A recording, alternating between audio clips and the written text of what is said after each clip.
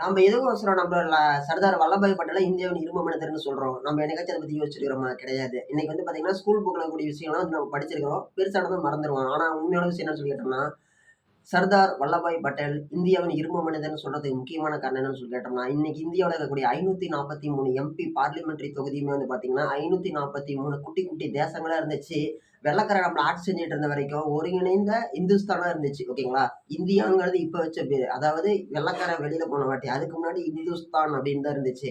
அப்பதான் வந்து எல்லாருமே முழக்கம் முறையிட்டாங்க. இந்தியா ஜிந்தாபாத், இந்துஸ்தான் ஜிந்தாபாத்ன்னு சொல்லிலாம் கூட சொல்லியிருப்பாங்க. நம்ம சினிமாலலாம் கூட பார்த்துருக்கோம். எஃப்எம்லாம் கூட கேட்டுருக்கோம். ஓகேங்களா?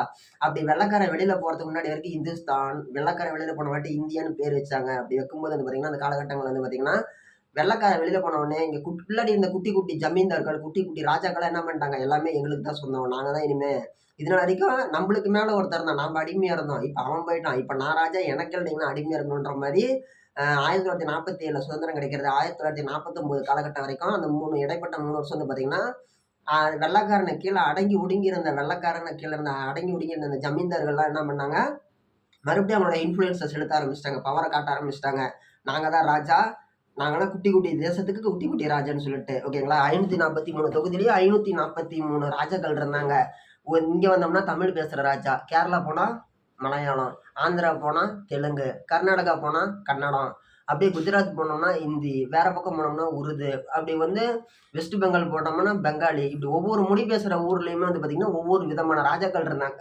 அவங்க எல்லாரையும் போய் நேர்ல பார்த்து பேசி, அவங்கள கன்வின்ஸ் பண்ணி, ஒத்துக்க வச்சு, அத எல்லாத்தையும் ஒண்ணு சேர்த்தி ஒரு ஒருங்கிணைந்த இந்தியா உருவாக்குன ஒரே ஒரு ஆள் யாருன்னு சொல்லி கேட்டோம்னா, சர்தார் வல்லபாய் பட்டேல். அதன் காரணமா தான் வந்து நம்ம சொல்றோம். இன்னைக்கு ஒரு விஷயத்துல ஒரு ஆள நம்ம 2 பேர கன்வின்ஸ் பண்றதே பெரிய விஷயம். ஆனா, அன்னைக்கு 543 பேரும் வந்து பார்த்தீங்கன்னா, வெவ்வேறு மொழி பேசுற ஆளுங்க. இவரு போய் எல்லாரையும் பேசி ஒத்துக்க வச்சு, எவ்வளோ பெரிய விஷயம். இன்னைக்கு போய் ஒருத்தர்ட்ட போயிட்டு, ஒருத்தன் 2 கார் வச்சிருக்கான், ஒரு சைக்கிள் வச்சுக்கிறான்னு வைங்க.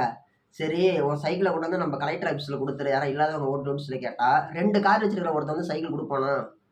நீ யார்றா கோமாளி? நான் எதுக்குடா உனக்கு குடுக்கணும்னு சொல்லி கேள்வி கேட்பானும் கேட்க மாட்டானா ஒரு ஆளு. ஆனா, இன்னைக்கு இருக்கிற நிலைமைய விட அன்னைக்கெல்லாம் ராஜா. அவங்க நாட்டுக்குள்ளாடி எவ்வளோ செல்வம் வச்சிருப்பாங்க. அதிலேயே வந்து உனக்கு வேணுங்கிறத மட்டும் எடுத்துட்டு மீதி கவர்மெண்ட்ட ஒப்படைச்சிருன்னு சொல்லி ஒருத்தர் கேட்டு வாங்குறாருன்னா, அது எவ்வளவு சாதாரண விஷயமா இருக்குமா? கிடையாது. ரொம்ப ஒரு க கட்டாயப்படுத்தி தான் வாங்கி ஆகணும். அந்த அளவுக்கு ஒரு அதிகாரம் மிக்க கட்டுப்படுத்தி வாங்குனாரு. அதனால தான் வந்து அவரு இந்தியாவின் இரும்பு மனிதர்ன்னு நம்ம சொல்றோம். ஓகேங்களா?